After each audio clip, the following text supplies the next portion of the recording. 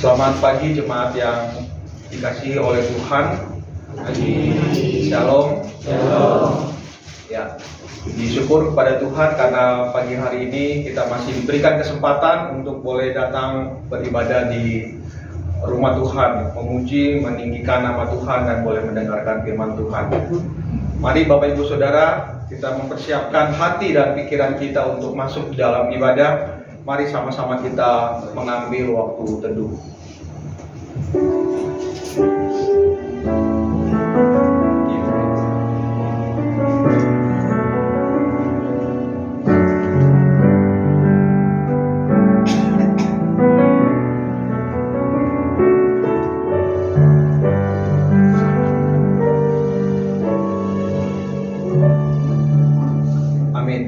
Saya mengundang jemaat untuk bangkit berdiri. Mari sama-sama kita memuji nama Tuhan. Dari KPPK nomor 412. Hari ini harinya Tuhan. Mari kita naikkan pujian ini dengan bersukacita.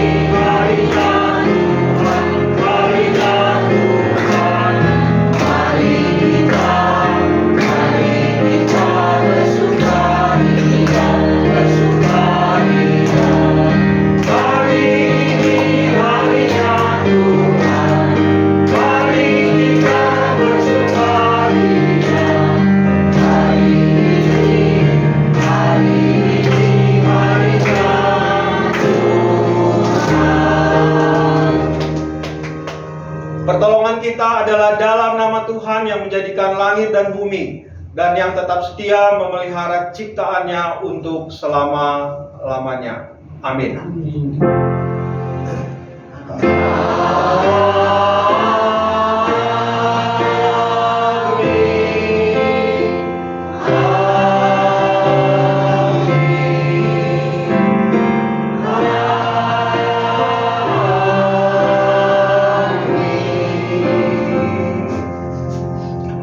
Kasih karunia dan damai sejahtera dari Allah Bapa kita dan dari Tuhan kita Yesus Kristus menyertai saudara sekalian. Tuhan besertamu. Jemaat dipersilakan duduk. Sebagai nas pembuka dalam ibadah kita pagi hari ini diambil dari Mazmur 118 ayat 22 sampai 23. Demikian firman Tuhan.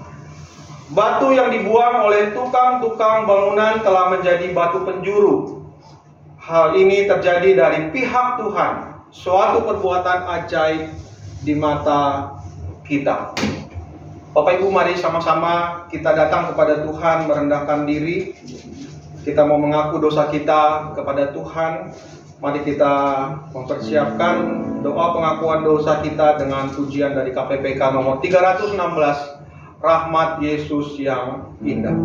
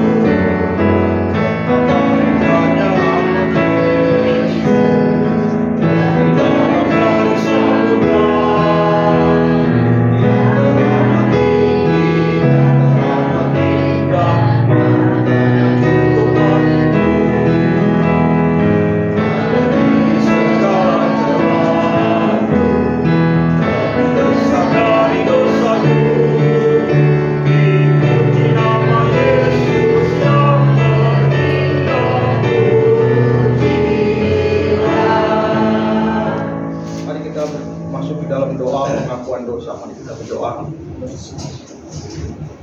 Di dalam kesempatan ibadah pagi hari ini ya Tuhan, kami menyadari betapa besar dosa kami di hadapan-Mu. Dosa yang seringkali kami lakukan yang menyakiti hati Tuhan. Bahkan juga kami lakukan itu kepada sesama kami. Tetapi ketika kami menaikkan pujian ini ya Tuhan, betapa besar rahmat-Mu bagi kami. Lebih besar dari kesalahan dan pelanggaran yang kami lakukan. Besar kasih-Mu ya Tuhan. Oleh sebab itu, pada pagi hari ini kami dengan rendah hati menghadap hadirat-Mu yang kudus, mengaku segala dosa kami. Biarlah Tuhan, kami akan terus menikmati kasih dan anugerah Tuhan yang cukup bagi kami, yang senantiasa memberikan kami pengampunan, dan Kau tidak juga membiarkan kami terus hidup di dalam dosa kami, tetapi kami mau terus dibaharui oleh firman-Mu. Roh Kudus menguatkan kami untuk menjadi anak-anak-Mu. Hidup kami semakin hari menjadi serupa dengan Engkau. Berikan kami kekuatan ya Tuhan dan berkomitmen untuk hidup di dalam Engkau. Terima kasih ya Tuhan untuk anugerah pengampunan yang Kau berikan bagi kami. Di dalam nama Tuhan Yesus Kristus, kami bawakan doa pengakuan dosa kami. Amin. Berita anugerah, saya mengundang Pak bangkit berdiri, kita akan bersama-sama mendengarkan berita anugerah dari Tuhan yang diambil dari Galatia pasal 2 ayat yang ke-20. Namun aku hidup, tetapi bukan lagi aku sendiri yang hidup, melainkan Kristus yang hidup di dalam aku. Dan hidup yang di dalam aku dan hidupku yang kuhidupi sekarang di dalam daging adalah hidup oleh iman dalam Anak Allah yang telah mengasihi aku dan menyerahkan dirinya untuk aku. Demikianlah berita anugerah dari Tuhan. Syukur kepada Allah. Kita memberikan salam damai.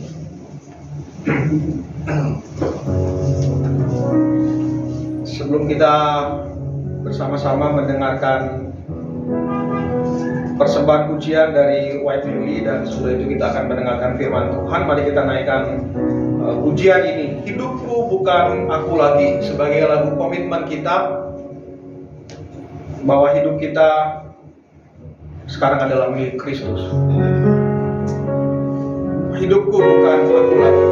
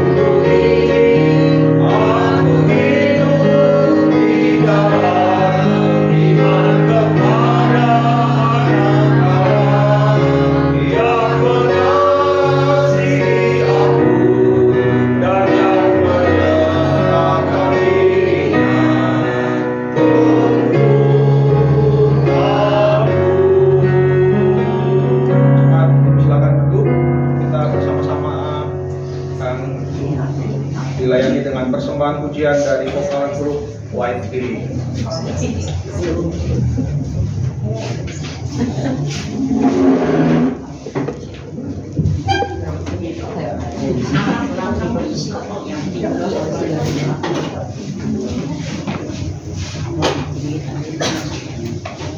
Itu kayak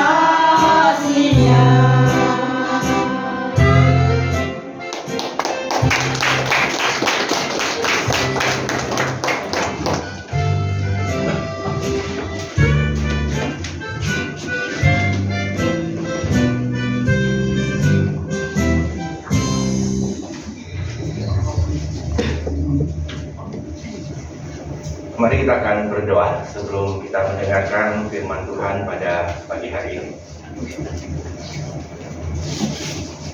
Kami menaikkan segala puji dan syukur kami ke hadapan-Mu Bapa Surgawi. karena pagi ini kami mendapat kesempatan kembali di dalam ibadah yang kami ikuti bersama-sama untuk bisa mendengar pemberitaan firman-Mu. Berbicaralah kepada kami Bapa, kami telah siap untuk mendengarkannya. Di dalam nama Tuhan Yesus kami berdoa dan mengucap syukur. Amin. Mari kita akan buka bersama-sama Alkitab kita, yang kita akan buka dari Injil Matius pasal yang ke-16. Injil Matius pasal yang ke-16 ayat 16 sampai ayat yang ke-20. Silakan jemaat untuk membuka firman Tuhan ini dari Injil Matius pasal 16 ayat 16 sampai ayat yang ke-20. Sudah mendapatkan semua? Kalau sudah mendapatkan, kita akan baca secara bergantian. Saya akan baca ayat yang bernomor genap, kemudian jemaat akan membaca ayat yang bernomor ganjil, bergantian sampai ayat yang ke-20. Maka jawab Simon Petrus, "Engkau adalah Mesias, Anak Allah yang hidup." Kata Yesus kepadanya, "Engkau Simon Petrus, sebab pada manusia yang menyatakan kepadamu, melainkan Bapa yang di surga. Dan aku pun berkata kepadamu, engkau adalah Petrus, dan di atas batu karang ini aku akan mendirikan jemaatku, dan alam maut tidak akan menguasainya. Kepadamu akan kuberikan kunci kerajaan surga. Apa yang kau berikan di dunia ini akan kuberikan di surga, dan apa yang kau lepaskan di dunia ini akan terlepas di surga." Lalu Yesus melarang murid-muridnya supaya jangan memberitahukan kepada siapapun bahwa ia Mesias. Demikianlah firman Tuhan. Yang berbahagia kita yang membaca, merenungkan, dan yang melakukan firman itu dalam hidup kita. Haleluya.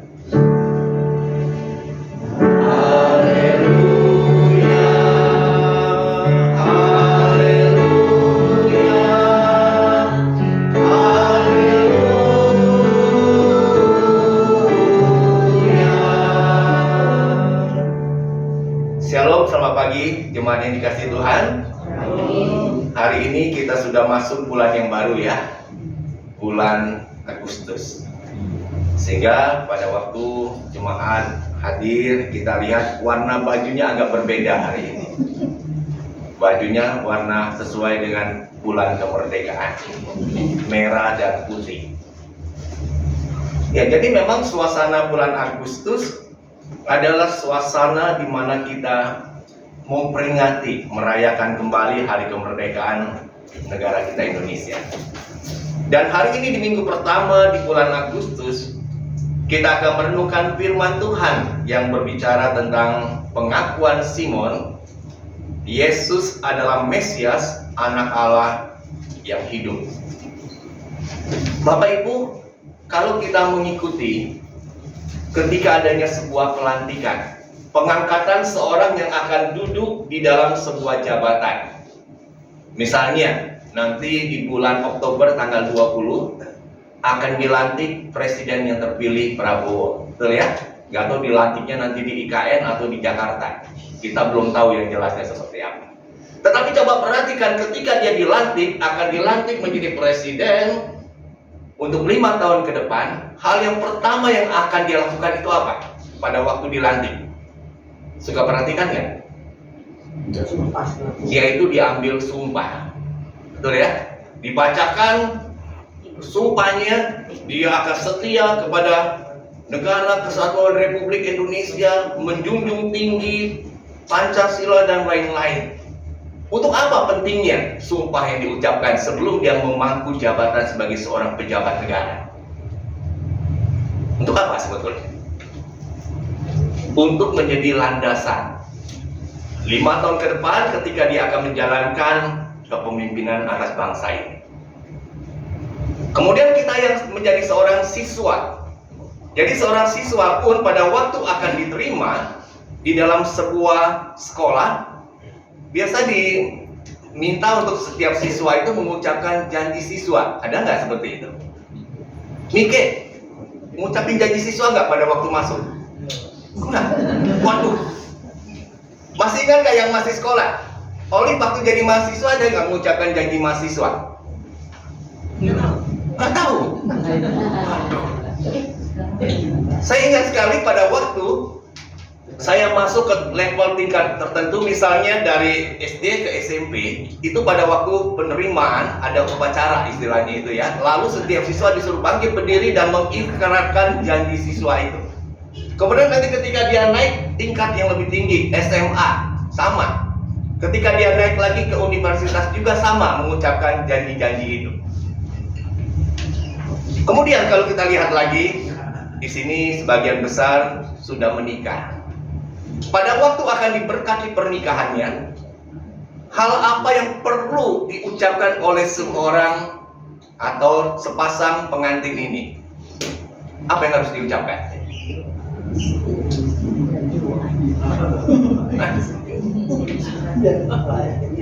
Siapa yang masih fresh ya? Pak Rudi mungkin ya. Ya, Pak Rudi masih fresh kan ya waktu mau diberkati pernikahannya. 20 tahun, Pak. Udah 20 tahun. Tapi masih fresh kan, ingat ya. Mengucapkan apa pada waktu sebelum pemberkatan pernikahan? Sumpah setia. Janji nikah. Betul, janji nikah. Apa pentingnya sih janji nikah itu kita ucapkan sebelum pemberkatan itu dilangsungkan? Apa pentingnya?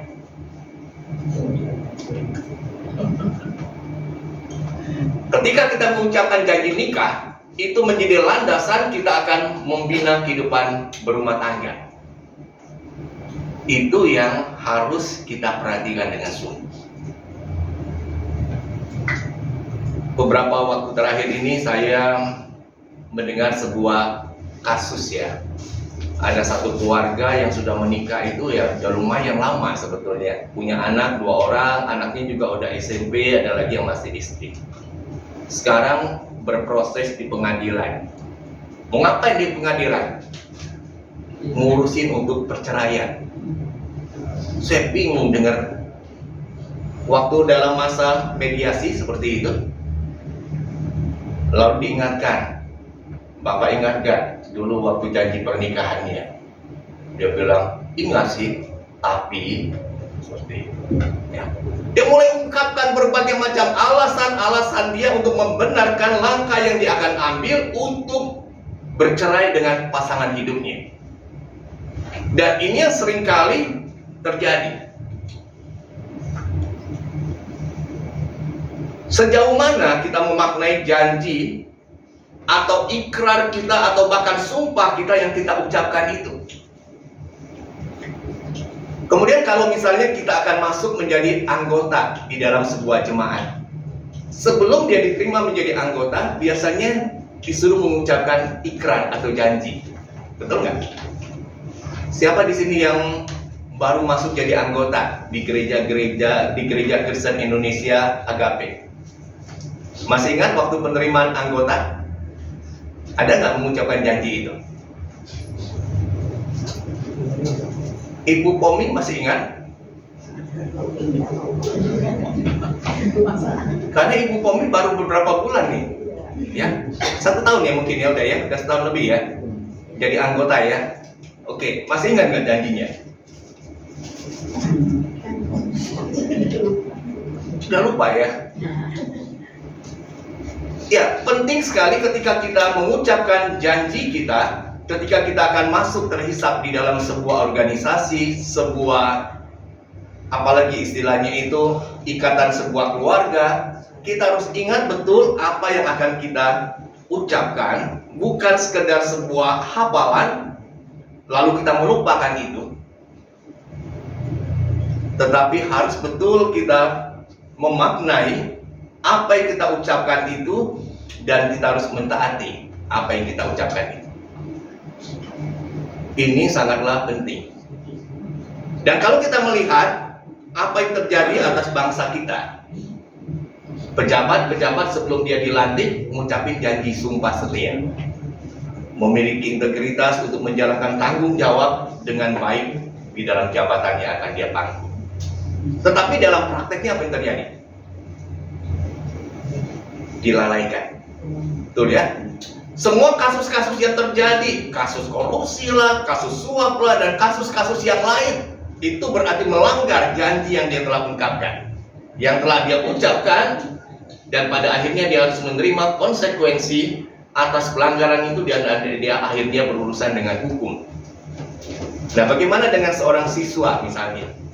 Ketika dia melanggar apa yang dia janjikan, waktu dia diterima menjadi seorang siswa di sebuah sekolah, dia melanggar janji itu, dia akan mengalami konsekuensi. Biasanya setiap siswa itu ketika dia akan mulai sekolah, biasa dikasih 1 lembaran oleh sekolah. Janji siswa, ini dan itu aturannya, lalu setuju atau enggak tanda tangan di atas meterai. Kalau dilanggar, apa yang akan dia alami? Dia bisa kena skor. Bahkan dia bisa dikeluarkan dari sekolah itu. Yang lebih serius lagi misalnya ketika kita bicara dalam kehidupan berkeluarga. Diberkati di dalam sebuah pernikahan, apakah kita memegang teguh janji pernikahan itu? Kalau kita lalaikan, hancurlah rumah tangga kita. Ya, hancur. Nah, hari ini kita akan belajar bersama-sama ketika Tuhan Yesus bersama dengan murid-muridnya. Mereka sudah sekian tahun mengikuti Yesus, melihat apa yang Yesus lakukan, apa yang Yesus ajarkan, dan mujizat-mujizat yang Yesus perlihatkan di hadapan mereka. Dan Yesus ingin tahu bagaimana pengenalan para murid atas pribadi Yesus itu sendiri. Dari pembacaan firman Tuhan hari ini hanyalah bagian dari satu perikop yang diberikan judul oleh Lembaga Alkitab Indonesia adalah tentang pengakuan Petrus. Kalau kita membaca mulai dari ayat yang ke-13 dari pembacaan perikop ini, dikatakan seperti ini. Setelah Yesus tiba di daerah Kaisarea Filipi, ia bertanya kepada murid-muridnya, kata orang, siapakah anak manusia itu? Jawab mereka, ada yang mengatakan Yohanes Pembaptis, ada juga yang mengatakan Elia, dan ada pula yang mengatakan Yeremia atau salah seorang dari para nabi. Lalu Yesus bertanya kepada mereka, tetapi apa katamu? Siapakah aku ini? Jadi Yesus ingin tahu pengenalan para murid, pengakuan mereka atas pribadi Yesus itu siapa. Yang pertama berdasarkan apa yang mereka dengar dari jawaban orang-orang di sekitar. Bicara tentang pengenalan orang-orang yang ada tentang pribadi Yesus itu bisa berbeda-beda. Sehingga jawaban yang mereka berikan berdasarkan kata orang, ada berapa jawaban yang diberikan itu. Yang pertama itu dikatakan dia adalah Yohanes Pembaptis. Yang kedua, ada yang mengatakan dia Elia. Terus yang ketiga, ada yang mengatakan dia Yeremia atau salah seorang dari para nabi. 3 nama disebutkan ini, Mas. Beda-beda. Yohanes Pembaptis, kemudian Elia, Yeremia. Ya, 3 nama yang disebutkan. Ini berdasarkan pengenalan orang, apa yang dikatakan oleh orang, mereka kenal pribadi Yesus. Tapi Yesus tidak ingin mereka mengenal Yesus berdasarkan apa kata orang. Sama seperti kalau ditanya kepada setiap jemaat yang hari ini hadir dalam ibadah, pengenalan kita akan Yesus itu siapa sih sebetulnya? Mungkin dia pribadi akan beda. Mungkin kita yang lagi susah, ekonominya lagi morat-marit, ketika ditanya siapa Yesus itu bagimu? Dia bengkir, memberi uang, memberi berkat buat saya. Bisa kan? Karena saya dalam keadaan susah. Saya kenal Yesus, dia penolong yang sanggup untuk memberkati hidup saya. Mungkin ada juga yang dalam keadaan lemah secara tubuh fisik, sakit-sakitan, ketika ditanya siapa Yesus bagimu, dia katakan Yesus itu sebagai dokter bagiku, yang bisa menjamah aku, menyembuhkan aku dari penyakitku ini. Itu bisa jawaban setiap orang. Tetapi apakah itu yang Tuhan mau jawaban seperti itu? Nah, kita lihat waktu Yesus mendengar jawaban yang diberikan oleh para muridnya berdasarkan kata orang, Yesus mengajukan pertanyaan yang kedua. Lalu Yesus bertanya kepada mereka, tetapi apa katamu? Siapakah aku ini? Pribadimu sendiri. yang bersama dengan aku, engkau lihat apa yang telah aku kerjakan, apa yang aku telah ajarkan. Bagaimana pendapatmu tentang pribadiku? Lalu di dalam pembacaan ayat yang ke-16 yang tadi kita baca bersama-sama, salah seorang muridnya yang bernama Simon Petrus. Simon Petrus dengan lantang yang mengucapkan sebuah pengakuan, sebuah ungkapan pengenalan dia akan pribadi Yesus itu. Ayat 16 dikatakan, maka jawab Simon Petrus, engkau adalah Mesias, Anak Allah yang hidup. Luar biasa nggak jawaban seperti ini? Luar biasa sekali. Bagaimana Petrus dia bisa mengungkapkan dari mulutnya perkataan Yesus adalah Mesias, Anak Allah yang hidup? Nggak mudah. Dan sekian rasul yang ada, hanya Petrus sendiri yang berani mengungkapkan, mengikrarkan, mengucapkan perkataan seperti ini. Bicara tentang pribadi Yesus Sang Mesias ini, untuk orang mau mengaku Yesus sebagai Mesias mudah atau susah sebetulnya? Susah loh. Ya, nggak gampang. Kita sekarang yang nggak sejaman dengan Yesus, yang beda jauh zamannya, hampir 2000 tahun bedanya. Ya,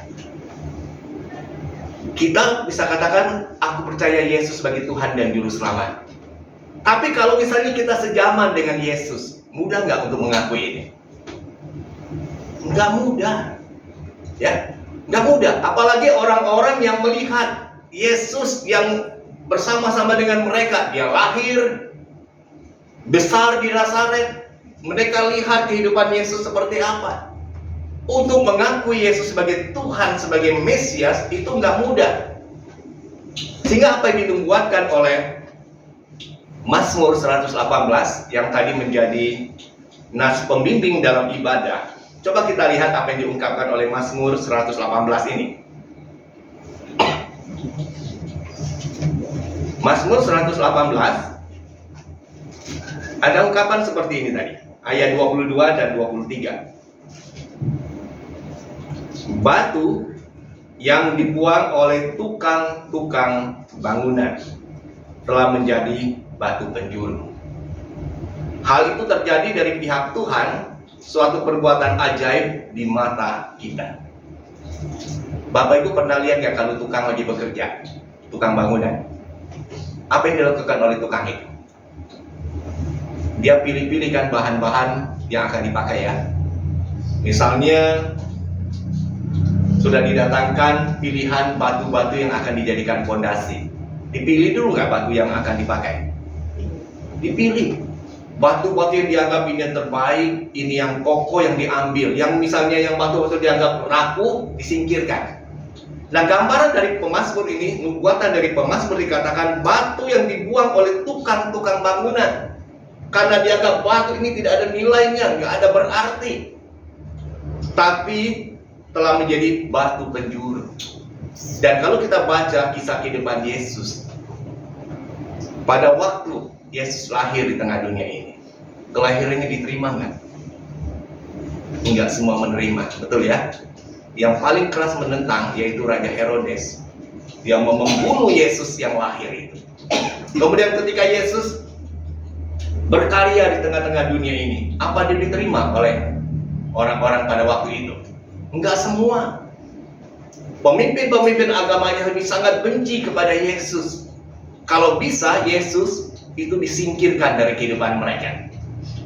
Sehingga kalau kita baca apa yang dilakukan oleh tokoh-tokoh agama Yahudi, mereka mengambil langkah-langkah untuk bisa membunuh Yesus. Tercapai nggak tujuannya? Tercapai, ya, tercapai. Jadi mereka melakukan berbagai macam siasat jahat untuk menyingkirkan Yesus, dan mereka bisa memperoleh itu. Yesus pada akhirnya tergantung di atas kayu salib. Mereka pikir tokoh-tokoh agama ini pikir kami sudah berhasil mengalahkan Yesus. Dia sudah tergantung di atas kayu salib, tidak berdaya. Sehingga apa yang dikatakan tadi, batu yang dibuang oleh tukang-tukang bangunan telah menjadi batu penjuru. Dengan kematian Yesus justru dia menjadi batu penjuru yang memberikan arah pengharapan bagi manusia untuk mendapatkan keselamatan itu. Dan ini terjadi dari pihak Tuhan. Satu perbuatan ajaib di mata kita. Nah, kembali kita melihat kepada teks apa yang menjadi pembacaan hari ini, Injil Matius pasal 16. Ketika Petrus mengucapkan pengakuan seperti itu, engkau adalah Mesias, anak Allah yang hidup. Dampaknya apa? Ketika seseorang memiliki pengakuan tentang pribadi sebagai Mesias, anak Allah yang hidup, kita melihat dari pembacaan ini ada 3 dampak besar yang akan dialami ketika seorang memiliki pengakuan seperti itu. Yang pertama dikatakan, ayat yang ke-17, kata Yesus kepada Simon Petrus yang mengucapkan pengakuan itu, berbahagialah engkau Simon bin Yunus, sebab bukan manusia yang menyatakan itu kepadamu, melainkan Bapakku yang di sorga. Bapak Ibu mau nggak hidup berbahagia sih? Siapa di sini yang maunya hidup susah terus, berduka cita, sedih, nangis terus tiap hari? Mau? Enggak. Kita mau hidup yang berbahagia. Bagaimana kita bisa menjadi manusia, seorang yang percaya Yesus, hidup yang berbahagia itu? Milikilah pengenalan yang benar tentang pribadi Yesus. Miliki. Sekarang ini cukup memprihatinkan bagi kita ya, sebagai orang-orang yang percaya Yesus. Kenapa? Banyak orang-orang yang menyangkal imannya, lalu berbalik kepada kepercayaan yang lain. Ada sekarang ini istilahnya itu mualaf. Pernah dengar kata mualaf? Dengar ya? Apa artinya mualaf itu sih? Islam masuk Islam. Iya. Saya sempat berpikir, kok bisa ya? Padahal firman Tuhan gambarkan hal kerajaan surga itu seorang bisa percaya kepada Yesus sang Mesias itu diibaratkan seorang yang mencari harta terpendam. Kalau misalnya suatu kali ini Ibu Ling-Ling ini Ibu Ling-Ling pergi ke suatu tempat, lagi rekreasi bersama dengan keluarga, nginep di sebuah villa. Jadi lagi iseng-iseng, cangkul-cangkul tanah, tahu-tahu ada benda yang keras yang tercangkul di sana. Jadi waktu digali lihat, waduh, ada peti harta karun. Waktu Ibu Ling-Ling lihat ada peti harta karun yang ditemukan di dalam tanah itu, bagaimana perasaan hati pada waktu melihat kejadian itu? Senang, Pak. Senang sekali ya. Terus kalau udah senang sekali gimana? Balik terus. Iya. Terus kan ini villanya nyewa loh. Ini sewanya nyewa loh villanya. Apa yang akan dilakukan? Diambil, Pak. Diambil nggak boleh. Ini villa orang. Kalau ngambil itu berurusan dengan polisi nanti. Betul kan? Berdua sama boleh. Iya, kita berdua ya. Kira-kira Ibu ini bisa kasih bantuan nggak? Mau lakukan apa? Ibu Ling-Ling lihat ini ada harta karun yang dia temukan, sedangkan villa ini villa sewaan. Apa akan dilakukan? Kasih pemiliknya lagi. Lapor kepada pemilik, Pak, saya temukan harta karun loh di villa Bapak. Seperti itu? Nggak akan. Kalau kita kasih tahu, habislah diambil oleh dia. Iya. Apa yang akan kita lakukan? Gila bohong. Kita timbun lagi, lalu kita bicara kepada pemilik villa. Pak, saya lihat villa Bapak ini nyaman banget buat saya tinggal. Seperti itu ya. Saya mau beli, Bapak mau harga berapapun saya akan bayar. Bukan masalah villanya, betul kan? Masalahnya harta karun di dalamnya ini. Kita akan jual sekali yang kita miliki, asalkan harta karun ini bisa saya dapatkan. Nah, firman Tuhan gambarkan seperti itu. Tinggal persoalan kita memaknai pribadi Yesus Sang Mesias itu sampai sejauh mana. Apa mau kita tukar dengan kepercayaan yang lain? Kita jual Yesus seperti itu. Jangan membuat kita merasa bahagia ketika kita menggadaikan Yesus. Enggak. Ketika kita menjual Yesus menggantikan dengan yang lain, hidupmu akan menderita. Hidupmu akan sengsara. Dan itu akan menjadi penyesalan seumur hidup. Jangan kita pikir orang-orang yang dengan lantang menyangkal Yesus beralih kepada kepercayaan yang lain hidupnya bahagia. Enggak. Ya, hidupnya akan menderita. Karena apa? Karena dia udah tahu kebenaran itu. Dia sudah menerima kebenaran itu, tapi dia lepaskan. Wah, sangat menyedihkan. Jadi kalau misalnya dari jemaat yang hadir hari ini udah ngaku percaya Yesus, udah bertahun-tahun ikut Yesus, lalu kita merasa kok hidup saya susah banget ya, nyesel saya percaya Yesus, mau balik lagi dah ke kepercayaan yang lain. Hati-hati, jangan-jangan pengenalan kita hanya sebatas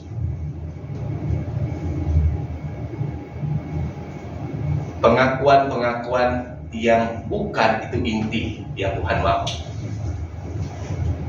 Misalnya kita hanya menganggap Yesus sebagai pemberi berkat, seperti bankir.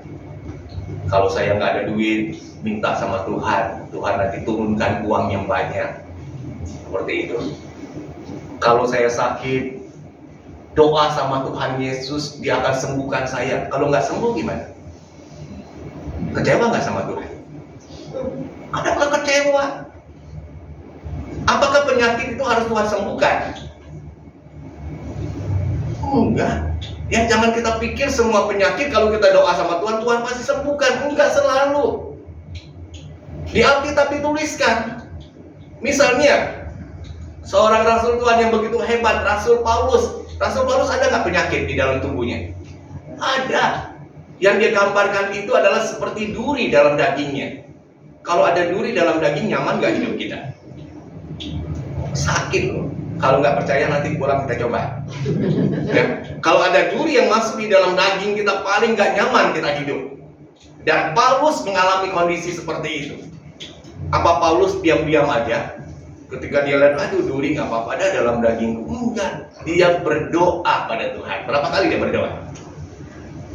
Sampai 3 kali. Apa yang dia minta? Tuhan, cabutlah duri ini dalam dagingku. Terus jawaban Tuhan apa? Tuhan cabut? Apa Tuhan gak mampu cabut duri itu? Enggak, Tuhan berkuasa, maha kuasa. Kecil bagi Tuhan mencabut duri itu. Tetapi Tuhan tetap izinkan duri itu ada dalam tubuh Paulus. Supaya apa tujuannya? Supaya Paulus itu jangan sombong. Jangan meninggikan diri atas segala hal yang dia sudah miliki dalam hidup. Sehingga pernyataan yang Paulus katakan, aku lebih suka dalam kelemahanku ini. Karena ketika aku lemah, justru aku kuat. Jadi kalau Bapak Ibu yang sekarang ini dalam keadaan sakit, udah doa, udah puasa, udah ditumpangin tangan berbagai pendeta nggak sembuh-sembuh, jangan langsung kecewa sama Tuhan ya. Justru Tuhan bisa pakai kelemahan kita, sakit kita itu untuk kita jangan menyombongkan diri. Karena Tuhan katakan, cukup sudah kasih karuniaku bagimu. Ini hal yang pertama. Dampak pengakuan Yesus adalah Mesias, anak Allah yang hidup. Orang itu akan berbahagia, menemukan kebahagiaan sejati dalam hidupnya. Kalau yang paling berharga kita sudah miliki, hal yang lain itu receh, harus kita bilang. Ya, yang lain itu receh. Jangan sampai yang receh mempengaruhi yang paling berharga kita pada akhirnya singkirkan dalam hidup kita. Ini hal yang pertama. Yang kedua, coba kita lihat di dalam ayat yang ke-18.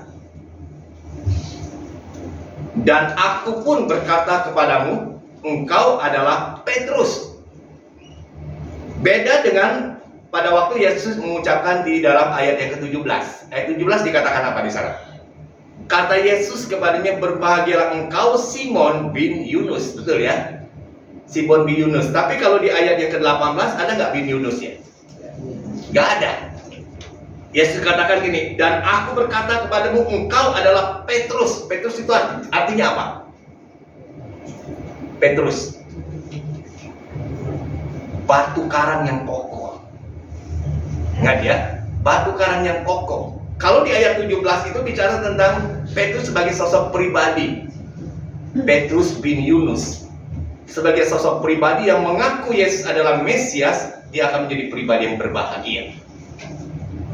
Saya berharap setiap kita secara pribadi memiliki pengakuan demikian tentang pribadi Yesus. Bukan ikut-ikutan. Teman saya ngomong Yesus adalah Tuhan, saya ikut Yesus adalah Tuhan. Tanpa saya pribadi mengakui Yesus adalah Tuhan. Nah, balik lagi ke dalam ayat yang ke-18. Dan aku berkata kepadamu, engkau adalah Petrus, dan di atas batu karang ini aku akan mendirikan jemaatku, dan alam maut tidak akan menguasainya. Jadi di atas pengakuan Yesus adalah Mesias, anak Allah yang hidup, Tuhan akan mendirikan jemaatnya. Jemaat di tengah-tengah dunia ini ada karena Tuhan yang mendirikan di atas dasar pengakuan Yesus sebagai Mesias, anak Allah yang hidup. Kalau gereja sudah bergeser dari fondasi pengakuan seperti itu, hancurlah gereja. Dia akan kehilangan rasa asingnya di sana. Sekarang ini sedang disorotin ya, gereja-gereja besar yang sudah beralih dari pengakuan Yesus sang Mesias itu. Beralihnya kemana? Mamon. Ya, beralihnya ke mamon. Mamon itu artinya apa? Uang. Cien orang bilang gitu. Ya, beralih ke cien, uang. Kalau udah gereja beralih ke uang, kekayaan, kenikmatan duniawi, rusak. Dia nggak akan memberikan rasa asing lagi. Penipuan demi penipuan bisa terjadi dalam gereja yang dilakukan oleh oknum-oknum di dalamnya. Dan sekarang ini sedang disorotin ya, gereja-gereja yang besar yang mengajarkan tentang perpuluhan, tentang uang, tentang persembahan, yang pada akhirnya ketika itu sudah didapatkan, apa yang terjadi dengan gereja itu? Yang mengajarkannya semakin makmur, berkelimpahan harta benda, sedangkan yang dilayani hidup dalam kekurangan. Bisa nggak terjadi hal itu? Bisa. Sekarang lagi rame ini, kalau kita mengikuti tayangan-tayangan YouTube, lagi rame disoroti hal seperti ini. Ya, jadi jemaat di apa istilahnya itu ya, diajar untuk apa? Memberi untuk Tuhan, dan kau akan diberkati oleh Tuhan berlipat-lipat kali ganda, bahkan 100 kali lipat. Seneng nggak nih kalau 100 kali lipat? Kalau kita nabung di bank 1 juta, kita tabung di bank, dapat pulangnya dapat berapa tuh lagi? Besar? Bisa 2 juta? Jangan harap mimpi kalau 2 juta. Berkurang iya, makin lama. Kalau 1 juta kita simpan. Tapi kalau pengajian ini diberikan, engkau berikan 1 juta kepada Tuhan, berlipat kali ganda Tuhan akan mengembalikan itu, bahkan 100 kali lipat. Kalau 1 juta, baliknya berapa kita terima? Kalau 100 kali lipat, 100 juta, siapa yang nggak mau? Kasih 1 juta, terima 100 juta, mau? Mau, orang terlena.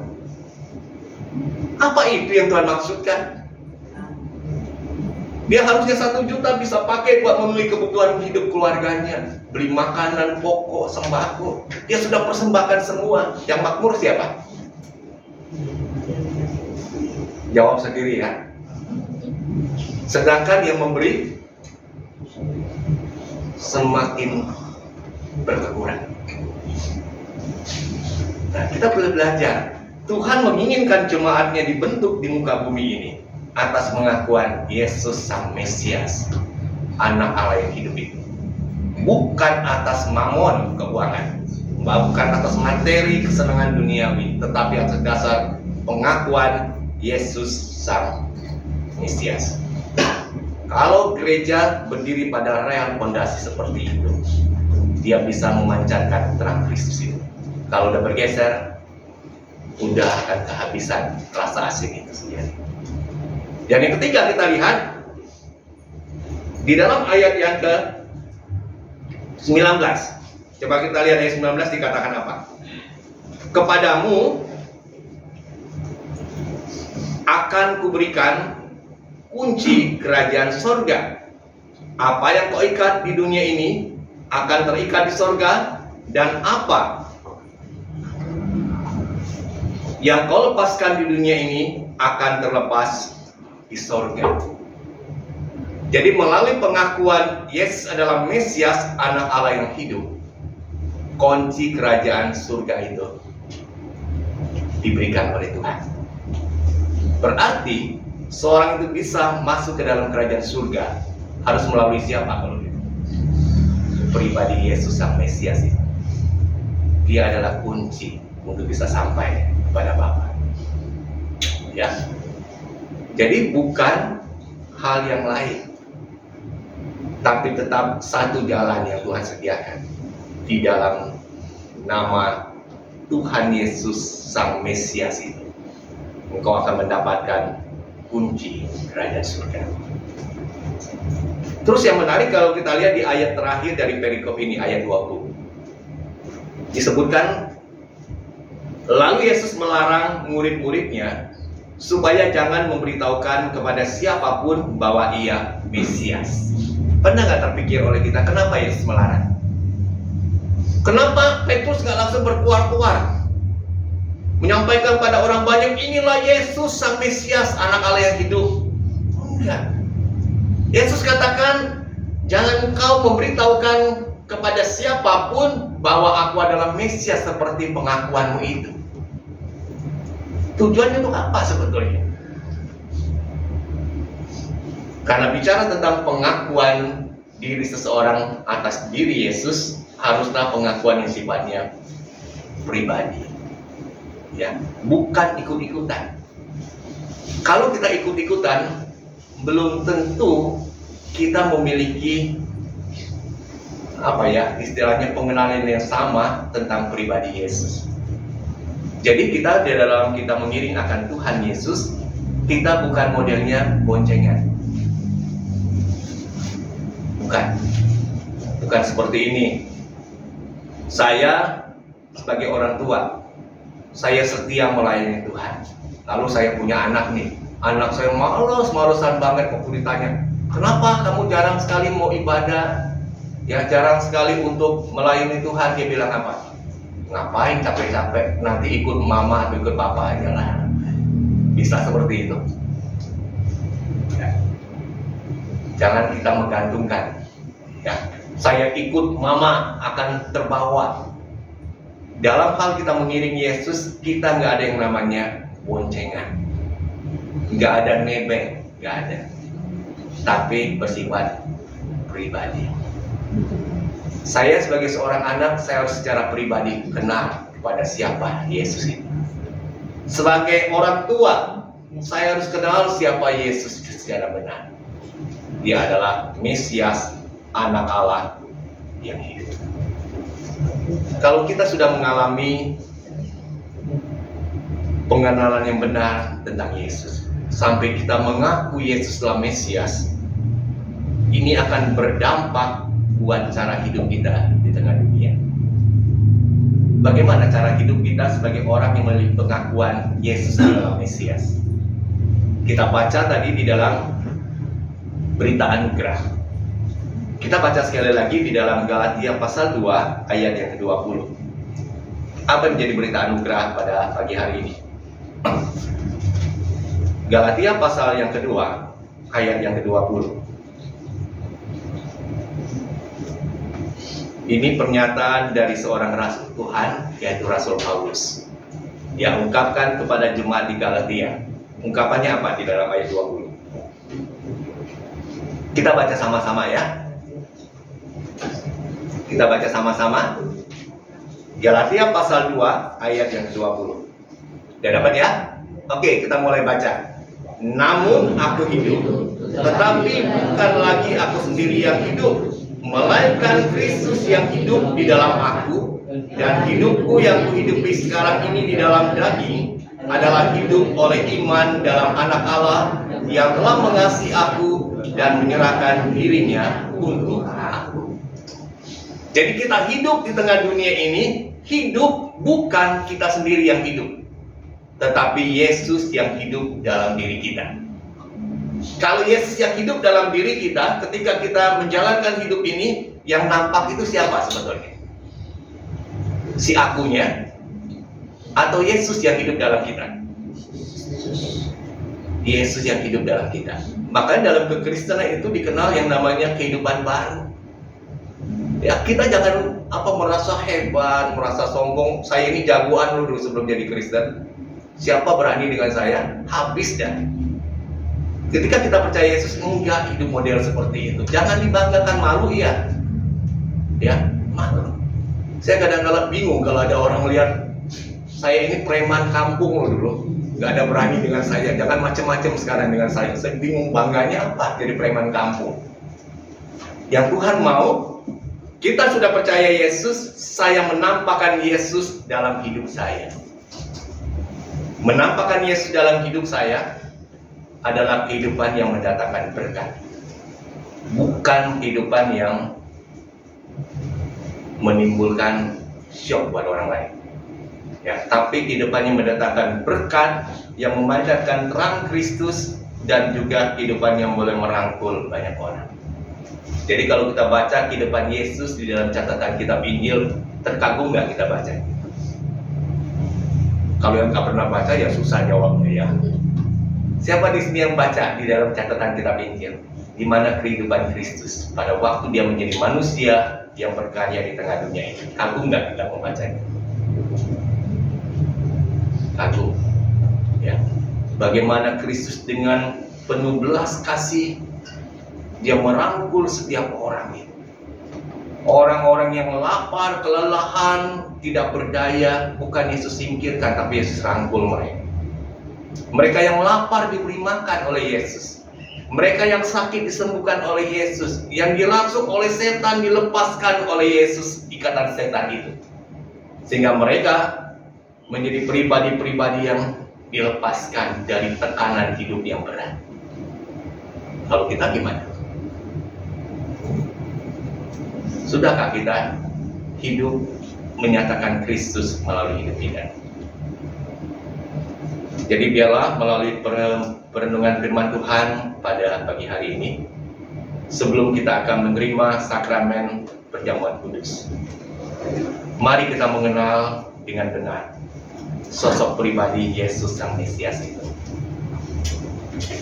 Bukan hanya sebatas kita sudah beragama Kristen. KTP saya jelas, catatan agamanya Kristen. Tetapi biarlah kita sampai pada sebuah pengakuan yang benar, Yesus adalah Mesias, Anak Allah yang hidup, dan itu akan mempengaruhi seluruh kehidupan kita. Kita mau hidup yang kita jalani ini menampakkan Yesus itu nyata. Dalam perkataan kita, dalam perbuatan kita, sehingga kita dikatakan sebagai pribadi murid-murid Kristus yang nyata. Bukan hanya slogan, bukan hanya titel kita di sana, tetapi sebuah kenyataan yang kita perlihatkan dan orang bisa merasakan dan mengalami itu. Amin. Firman Tuhan, kita mengambil waktu untuk menundukkan diri sesaat sebelum nanti kita akan menerima sakramen perjamuan kudus pada pagi hari ini.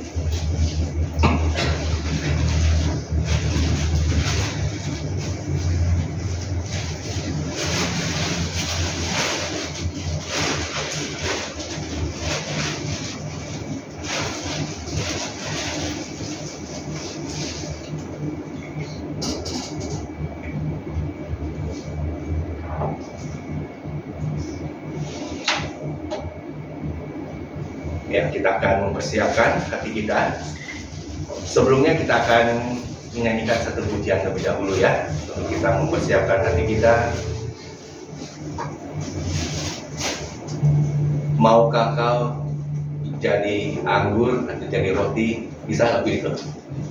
Maukah kau jadi roti yang terpecah bagiku? Maukah kau jadi anggur yang tercurah bagiku?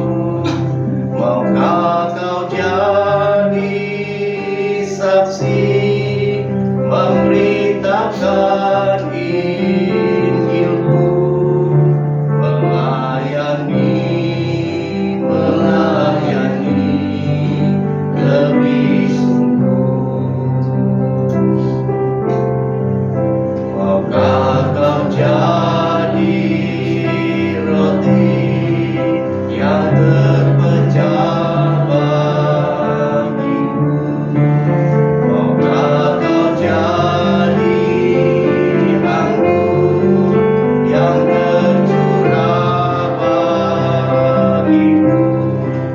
Maukah kau jadi saksi memberitakan Injilku, melayani lebih sungguh? Mari kita akan berdoa. Bapa, kami sudah mendengar akan pemberitaan firman-Mu, di mana kami boleh belajar pentingnya pengakuan akan pribadi Yesus, Sang Mesias, Anak Allah yang hidup, yang akan mengubah seluruh kehidupan kami, baik pribadi ataupun dalam hidup kami berjemaat, bahkan di dalam kami menjalani hidup di tengah dunia ini. Sesaat lagi kami mau mengingat kembali akan karya pengorbanan Kristus melalui korban nyawa-Mu mati tersalib bagi kami.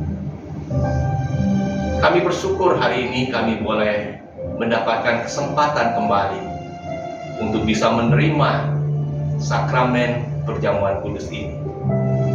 Biarlah kami boleh memaknai dengan makna yang benar bahwa Yesus telah berkorban nyawa bagi keampunan dosa kami, sehingga kami pun yang telah percaya Yesus, kami mau hidup menyatakan Kristus itu melalui kehidupan kami. Terima kasih Tuhan, kami akan mempersiapkan hati untuk menerima sakramen perjamuan kudus pada saat ini. Di dalam nama Tuhan Yesus kami berdoa. Amin.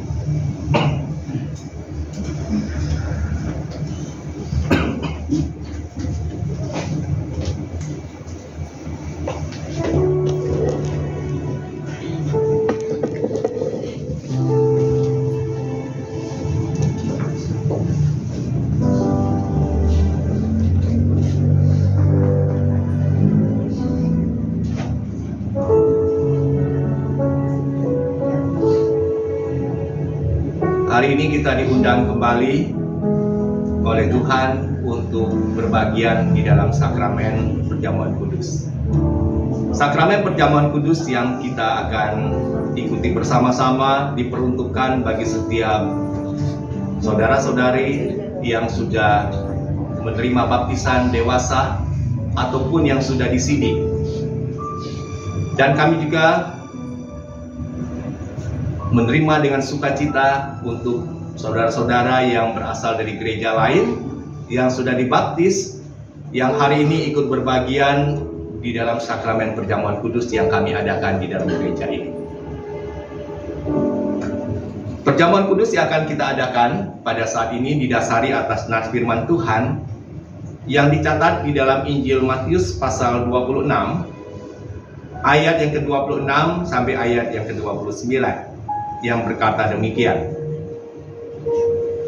Dan ketika mereka sedang makan, Yesus mengambil roti, mengucap berkat, memecah-mecahkannya, lalu memberikannya kepada murid-muridnya, dan berkata, "Ambillah, makanlah, inilah tubuhku." Sesudah itu ia mengambil cawan, mengucap syukur, lalu memberikannya kepada mereka dan berkata, "Minumlah kamu semua dari cawan ini, sebab inilah darahku, darah perjanjian yang ditumpahkan bagi banyak orang untuk pengampunan dosa. Akan tetapi aku berkata kepadamu, mulai dari sekarang aku tidak akan minum lagi hasil pokok anggur ini, sampai pada hari aku meminumnya, yaitu yang baru bersama-sama dengan kamu dalam kerajaan Bapakku." Jadi apa yang kita lakukan pada hari ini adalah sebuah sakramen yang kita adakan sebagai wujud kita mentaati apa yang Yesus perintahkan untuk kita lakukan. Sebelum kita akan mengambil bagian di dalamnya, marilah kita mengkoreksi diri kita masing-masing. Apakah kita sudah membereskan dosa, kesalahan kita, baik di dalam kita berelasi dengan sesama kita, ataupun di dalam kehidupan pribadi kita, di mana kita melakukan dosa yang belum kita akui di hadapan Tuhan.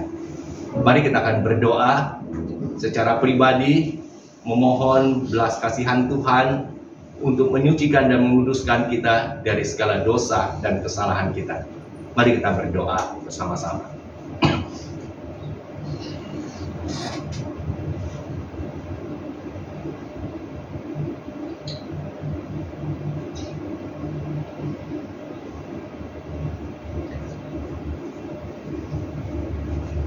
Bapa, Engkau mendengar apa yang kami ungkapkan dari kedalaman hati kami tentang kesalahan, dosa yang kami sembunyikan. Tidak ada sesuatu apapun yang dapat kami sembunyikan dari hadapan Tuhan. Semuanya terbuka di hadapan Tuhan. Dan Kau juga mengenal akan hati kami, bagaimana relasi kami satu dengan yang lain. Jikalau ada perasaan kebencian, dendam yang masih kami pelihara, kami mau mengakui itu di hadapan Tuhan, dan kami mohon Tuhan mengampuni kami, menyucikan kami, sehingga ketika kami mengambil bagian dalam sakramen perjamuan kudus ini, kami dianggap layak, sehingga sakramen yang kami akan terima itu boleh mendatangkan berkat bagi hidup kami. Tuhan, kiranya Engkau akan terus pimpin di dalam kami menghidupi akan firman-Mu dalam praktek hidup kami setiap hari. Kami bersyukur ya Tuhan, pada saat ini kami mendapat kesempatan kembali untuk mengingat, mengenang pengorbanan Kristus bagi setiap kami. Melalui roti akan kami makan yang melambangkan tubuh Kristus yang dipecahkan, dan ketika kami akan minum anggur dari cawan Tuhan yang melambangkan darah Kristus yang tercurah bagi kami. Sehingga apa yang kami akan terima boleh membuat kami semakin memaknai kembali pengorbanan Kristus itu, dan kami tidak akan menyia-nyiakan kehidupan yang kami akan jalani hari demi hari di depan. Kami menerima berkat ini melalui sakramen perjamuan kudus dengan ucapan syukur dalam nama Tuhan Yesus. Amin.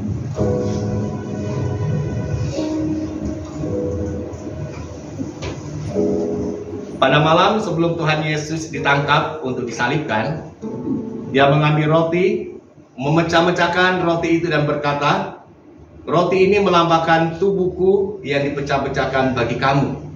Setiap kali kamu makan roti ini, kamu ingat, aku telah berkorban nyawa buat pengampunan dosa." Setelah dia makan, dia juga mengambil cawan yang berisi anggur dan berkata, "Cawan yang berisi anggur ini melambangkan darahku yang sudah dicurahkan buat keampunan dosamu. Setiap kali kamu makan roti dan minum dari cawan Tuhan, kamu memberitakan kematian Kristus sampai Dia datang yang kedua kalinya." Kita akan mempersiapkan hati untuk menerima roti dan cawan Tuhan. Terimalah dan bagikan.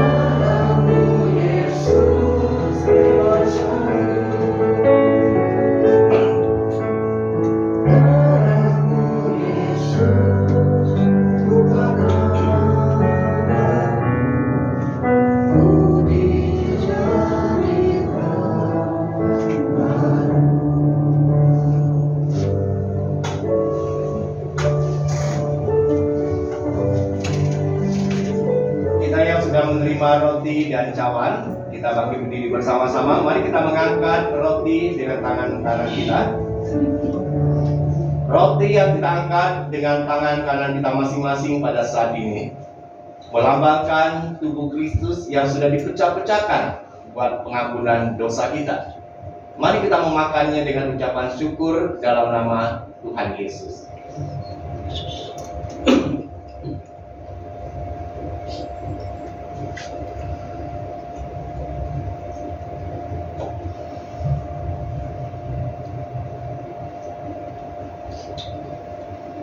Kita mengangkat cawan dengan tangan kanan kita masing-masing. Cawan yang kita angkat pada saat ini melambangkan darah Kristus yang sudah dicurahkan buat pengampunan dosa kita. Setiap kali kita makan roti dan minum dari cawan Tuhan, kita mengingat Yesus sudah berkorban mati bagimu. Mari kita meminumnya dengan ucapan syukur dalam nama Tuhan Yesus.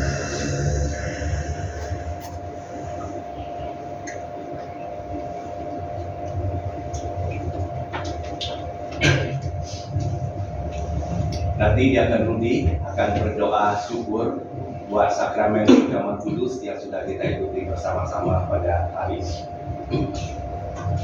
Mari kita berdoa. Bapa kami yang baik, kami naikkan syukur dan terima kasih atas kasih anugerah-Mu sehingga pada pagi ini kami boleh menerima sakramen perjamuan kudus. Kami tahu Bapa, kami adalah manusia yang berdosa, yang tidak layak, tapi betapa besarnya kasih-Mu kepada kami sehingga Engkau rela mengutus anak-Mu yang tunggal mengorbankan di kayu salib dan dosa-dosa kami. Ampuni kami Bapa, berkatilah perjamuan kudus sehingga kehidupan kami boleh berkenan di hati Engkau. Terima kasih Bapak. Kami menaikkan doa dan syukur ini hanya di dalam satu nama Tuhan kami Yesus Kristus yang hidup. Amin. Amin. Silakan duduk kembali. Cawan akan dikumpulkan dan kita akan menyanyikan pujian Darah-Mu Yesus sucikan hidup.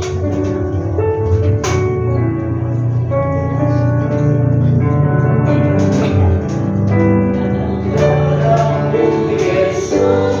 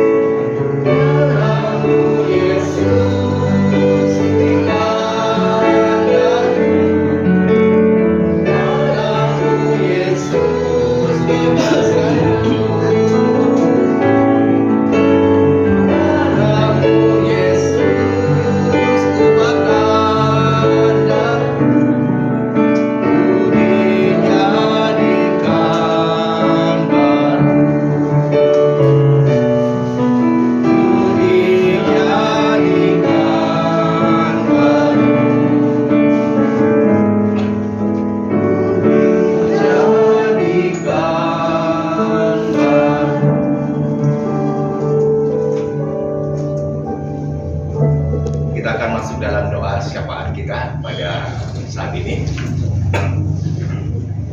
Bapa, kami menaikkan syukur kami untuk segala berkat yang boleh kami terima, baik untuk firman-Mu yang boleh kami dengarkan pemberitaannya, maupun untuk sakramen perjamuan kudus yang boleh kami ikuti pada pagi hari ini. Biarlah kami boleh memaknai kembali akan pengiringan kami kepada Tuhan Yesus, berdasarkan pengenalan yang benar bahwa Yesuslah Mesias, Anak Allah yang hidup.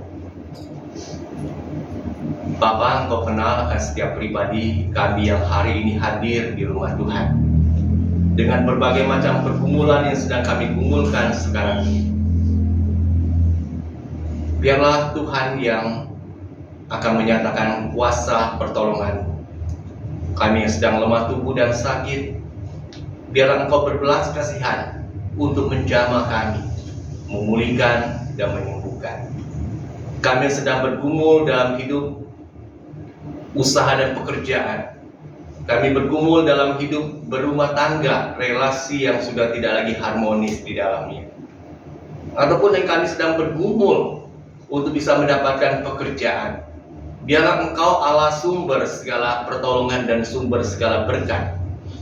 Engkau sendiri yang akan menolong kami, membukakan kesempatan untuk kami bisa mendapatkan solusi dari apa yang sedang kami kumpulkan itu. Kami juga mau mendoakan ya Tuhan buat hidup kami bergereja. Biarlah kami juga boleh menampakkan Kristus itu di dalam setiap apapun yang kami jalankan dalam tugas-tugas pelayanan kami. Kami boleh menyatakan kasih Kristus dengan nyata, merangkul setiap jiwa-jiwa yang Tuhan percayakan untuk menjadi bagian dalam gereja ini. Menyatakan kasih Kristus itu, sehingga kami boleh bertumbuh bersama-sama di dalamnya. Engkau berkati untuk setiap kepengurusan di dalam gereja di tempat ini. Berikan kami hati yang peka akan panggilan setiap pribadi kami untuk menjadi pelayan-pelayan di hadapan Tuhan. Dan juga kami ingin menyerahkan untuk setiap program yang sudah kami susun, yang akan kami jalankan beberapa waktu ke depan. Biarlah kiranya Tuhan tolong kami, sehingga apa yang akan kami kerjakan di dalam setiap program itu boleh berdampak buat membawa kebaikan dalam hidup kami berjemaat. Kami juga terus mendoakan buat bangsa dan negara kami Indonesia. Tolong bangsa ini dengan berbagai macam dinamika yang terjadi di dalamnya.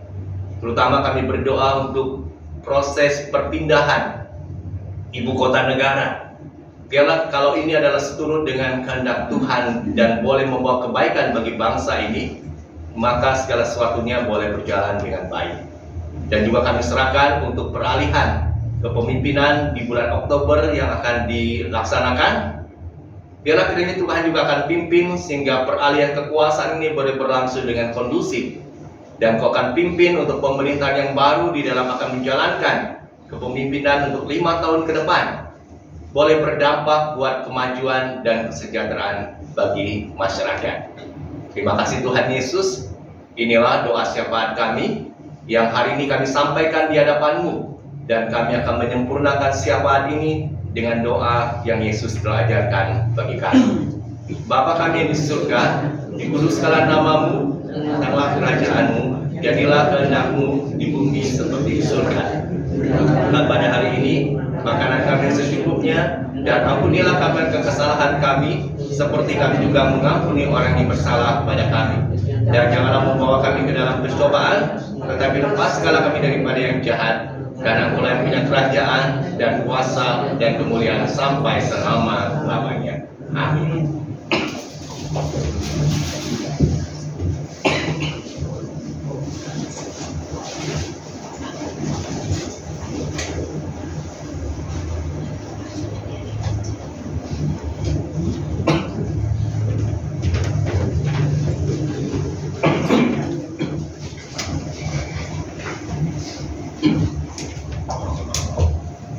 Marilah kita bersama dengan umat Allah di masa lalu, masa kini, dan masa depan mengingat pengakuan pada baptisan kita menurut pengakuan iman Rasul.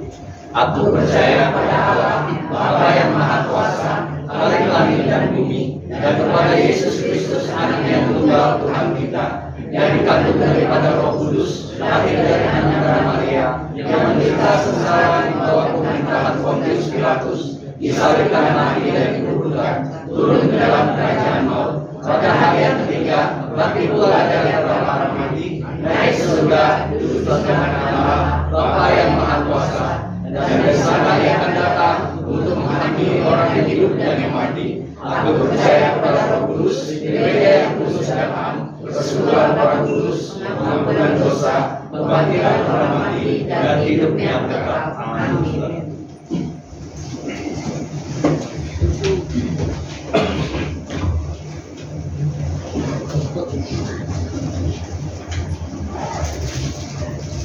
Kita akan memberikan persembahan yang terbaik bagi Tuhan. Firman Tuhan yang melandasi untuk persembahan kita pada ibadah pagi hari ini diambil dari Lukas pasal yang ke-6 ayat yang ke-38. Berilah dan kamu akan diberi. Suatu takaran yang baik, yang dipadatkan, yang digoncangkan, dan yang tumpah keluar akan dicurahkan dalam ribaanmu. Sebab ukuran yang kamu pakai untuk mengukur akan diukurkan kepadamu. Sambil kita membawa persembahan kepada Tuhan, mari kita naikkan pujian dari PKJ 146, bawa persembahan.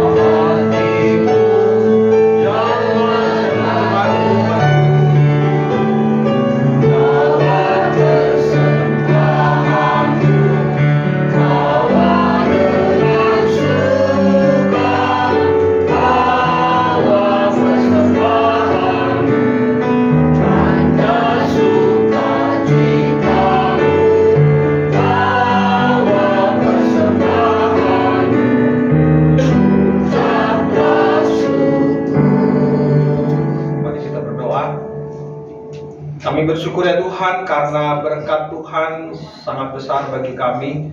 Tuhan menyediakan bagi kami berkat rohani, keselamatan di dalam Kristus. Tuhan juga mencukupi segala kebutuhan jasmani kami dengan berkat yang berlimpah dari Tuhan. Terima kasih ya Tuhan, pada saat ini kami membawa apa yang sudah Tuhan berikan bagi kami. Biarlah apa yang kami sudah persembahkan ini ya Tuhan berkenan di hadapan-Mu dan boleh dipakai untuk pekerjaan Tuhan. Kerajaan-Mu semakin diluaskan dan melalui apa yang kami persembahkan ya Tuhan, pekerjaan Tuhan melalui gereja Tuhan, banyak orang boleh mengenal Tuhan. Terima kasih, di dalam nama Tuhan Yesus Kristus kami berdoa. Amin. Mari kita menaikkan pujian dari NKB nomor 210, Ku utus kau, kemudian doa berkat akan disampaikan oleh Pendeta Sutotan.